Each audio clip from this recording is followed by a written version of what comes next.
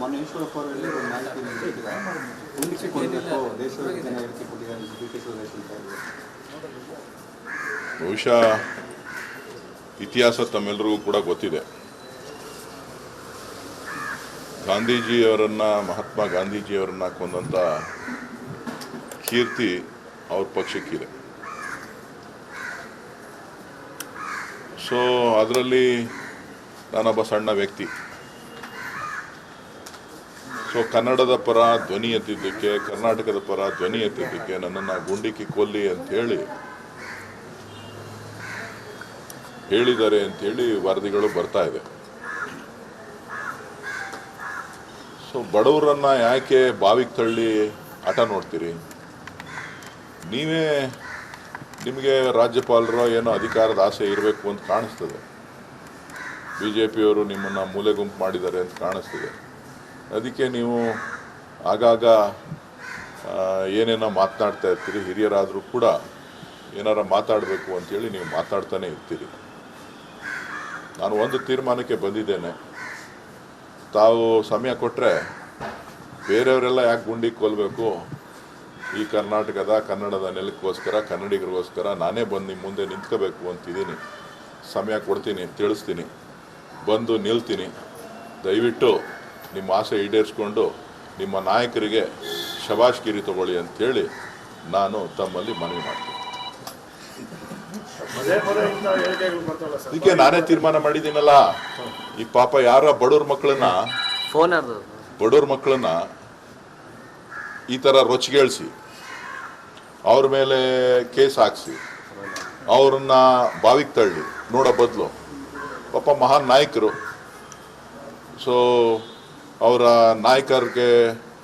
ನಾಯಕತ್ವಕ್ಕೆ ಅವರ ಇದಕ್ಕೆ ಒಂದು ಇದನ್ನು ಕೊಡಬೇಕು, ಶಬಾಷ್ಗಿರಿ ತಗೋಬೇಕು.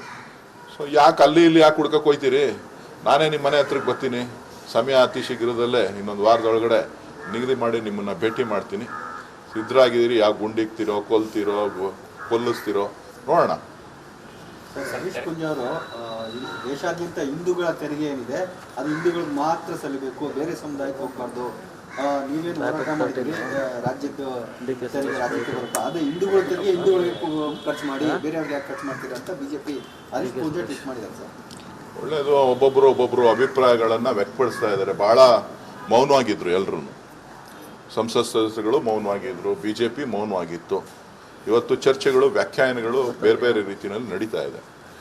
ನನ್ನದು ಇಷ್ಟೇ, ನಿರಂತರವಾಗಿ ಕರ್ನಾಟಕದ ಕನ್ನಡಿಗರಿಗೆ ಅನ್ಯಾಯ ಆಗ್ತಾ ಇದೆ.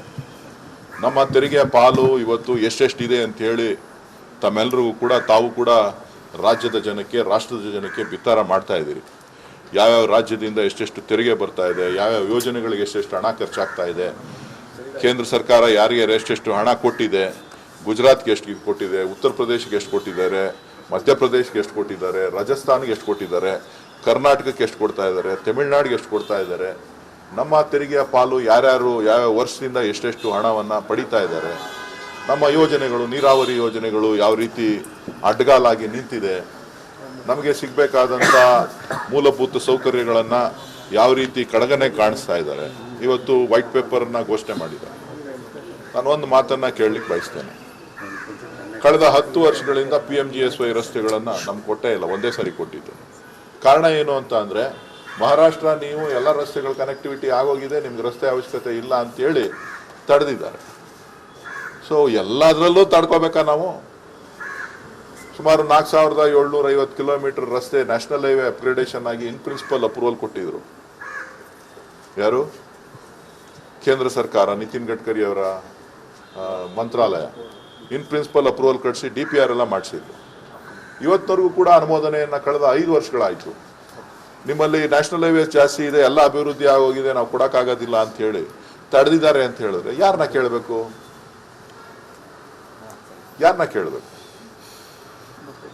ತೆರಿಗೆ ನಿಮ್ಮದು, ಅಭಿವೃದ್ಧಿ ಅವ್ರದ್ದು. ಅದಕ್ಕೂ ಒಂದು ನ್ಯಾಯ ಇರ್ತದೆ, ಒಂದು ಬದ್ಧತೆ ಇರ್ತದೆ. ಎಷ್ಟು ಹಣ ಬೇಕು, ಎಷ್ಟು ಹಣ ಕೊಡಬೇಕು ನಮಗೆ, ನಾವು ಎಷ್ಟು ಹಣ ತಗೋಬೇಕು. ನಾನೇನು ಭಾರತದ ವಿರೋಧಿ ಅಲ್ಲ, ನಾನು ಭಾರತದ ಒಕ್ಕೂಟ ವ್ಯವಸ್ಥೆಯಲ್ಲಿರ್ತಕ್ಕಂಥವನು. ನಾನು ಸಂವಿಧಾನದ ಆಶಯಗಳ ಕೆಳಗಡೆ ಕೆಲಸ ಮಾಡ್ತಾ ಇರ್ತಕ್ಕಂಥವನು.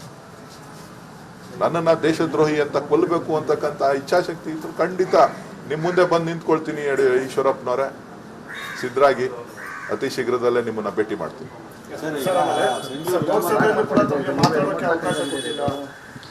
ನಾನು ಅವಕಾಶಕ್ಕೆ ಕೇಳಿದ್ದೆ. ನಮ್ಮ ಪಕ್ಷದಲ್ಲೂ ಕೂಡ ಹೆಸರನ್ನು ಸೂಚಿಸಿದ್ರು. ಏನು ಕಾರಣನೋ ಗೊತ್ತಿಲ್ಲ, ನನ್ನನ್ನು ನಿರಾಕರಣೆ ಮಾಡಿದ್ರು, ನನ್ನ ಧ್ವನಿಯನ್ನು. ಆದರೆ ನನ್ನ ಧ್ವನಿ ಒಳಗಡೆ ಪ್ರಯತ್ನ ಮಾಡ್ಬೋದು, ಆದರೆ ಹೊರಗಡೆ ತಡೀಲಿಕ್ಕೆ ಪ್ರಯತ್ನ ಸಾಧ್ಯ ಆಗೋದಿಲ್ಲ. ಈ ಹೋರಾಟ ನಿರಂತರವಾಗಿರ್ತದೆ. ಇನ್ನೂ ಕೂಡ ಸಾಕಷ್ಟು ವಿಚಾರಗಳಿದೆ. ಕರ್ನಾಟಕಕ್ಕೆ ಆಗ್ತಾ ಇರ್ತಕ್ಕಂಥ ಅನ್ಯಾಯ ಪ್ರತಿಯೊಂದು ಕ್ಷೇತ್ರದಲ್ಲೂ ಕೂಡ ಯಾವ ರೀತಿ ಅನ್ಯಾಯ ಆಗ್ತಾ ಇದೆ ಅನ್ನೋದನ್ನು ಎಳೆಯಾಗಿ ಹೇಳ್ತಕ್ಕಂಥ ಸಮಯ ಹತ್ರ ಬಂದಿದೆ.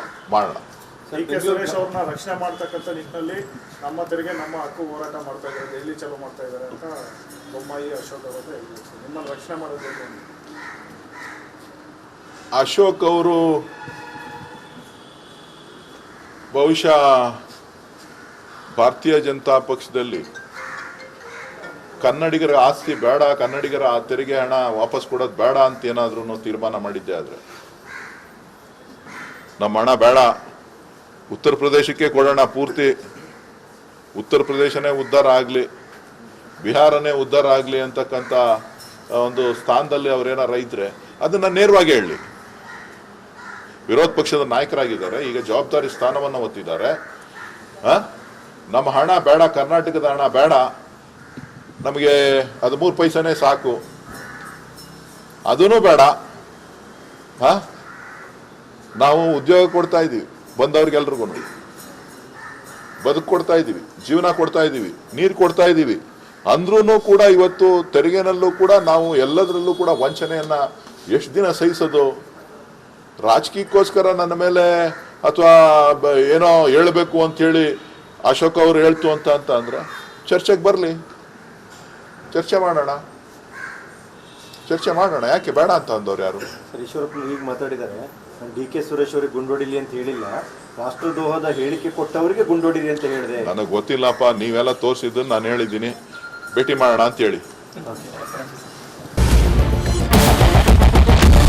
ಕ್ಯಾಪ್ಟನ್ ಅರ್ಜುನ್ ಕೊಂದಿದ್ದು ಯಾರು? ಅವ್ರ ನರೇಟಿವ್ ಎಲ್ಲಿ ತಂದಿಟ್ಟಿದ್ದಾರೆ ಅಂತಂದ್ರೆ ಸಂಪತ್ತನ್ನ ಹಂಚಿಬಿಡೋದು ಅಂತ.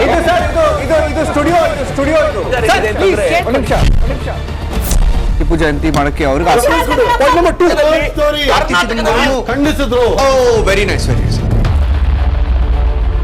ಯಾರು ತಪ್ಪು ಮಾಡಿರೋದಿಲ್ಲಿ? ಓಲೈಕೆ ಹೇಳಿಕೆ ಇದು ಅಂತ ಹೇಳಿ ಯಾಕೆ ಪರಿಗಣಿಸಬಾರದು? I.N.I.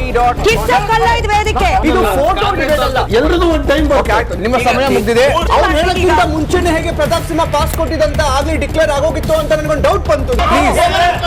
ಸಾಕು ನಿಲ್ಸಿ. ಕೆಟ್ಟ ಪದ ಬಳಕೆ ಕಾಂಪಿಟೇಷನ್ ಇಟ್ಟಿಲ್ಲ ನಾವಿಲ್ಲಿ.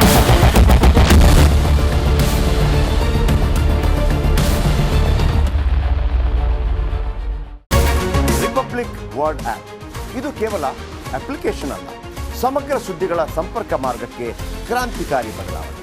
ರಿಪಬ್ಲಿಕ್ ವರ್ಡ್ ಆಪ್ ಕೇವಲ ಸುದ್ದಿ ಅಪ್ಲಿಕೇಶನ್ ಪರಿಚಯಿಸ್ತಾ ಇಲ್ಲ, ಬದಲಾಗಿ ಡಿಜಿಟಲ್ ಸುದ್ದಿ ಬಳಕೆಯ ಹೊಸ ಯುಗಕ್ಕೆ ನಾಂದಿ ಹಾಡ್ತಾ ಇದೆ. ಇದೊಂದು ಬ್ರೇಕಿಂಗ್ ನ್ಯೂಸ್, ಪ್ರಭಾವಶಾಲಿ ಕಾರ್ಯಕ್ರಮಗಳಿಗೆ ಗಟ್ಟಿಯಾದ ನ್ಯೂಸ್. ಇಲ್ಲಿ ಕೇವಲ ತಾಜಾ ಸುದ್ದಿ, ಅದರ ನೇರ ಪ್ರಸಾರ ಮತ್ತು ಚರ್ಚೆಗಳಿಗೆ ಮಾತ್ರ ಅವಕಾಶ. ರಿಪಬ್ಲಿಕ್ ವರ್ಲ್ಡ್ ಆ್ಯಪ್ ಡೌನ್ಲೋಡ್ ಮಾಡಿಕೊಳ್ಳಿ. ಗೂಗಲ್ ಪ್ಲೇಸ್ಟೋರ್ ಮತ್ತು ಆಪಲ್ ಆ್ಯಪ್ ಸ್ಟೋರ್ನಲ್ಲಿ ಲಭ್ಯವಿದೆ.